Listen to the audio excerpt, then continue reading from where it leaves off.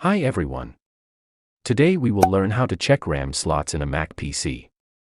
How many slots occupied, RAM size and RAM bus megahertz. We can check this using two methods. Number 1. Go to Apple logo.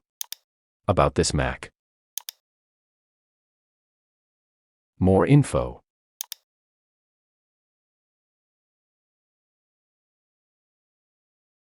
Under Memory Info, go to iCircle. Here you can see that my Mac Mini has 2 RAM slots. Both of them have 4 GB RAM sticks. These are of 2667 MHz and DDR4.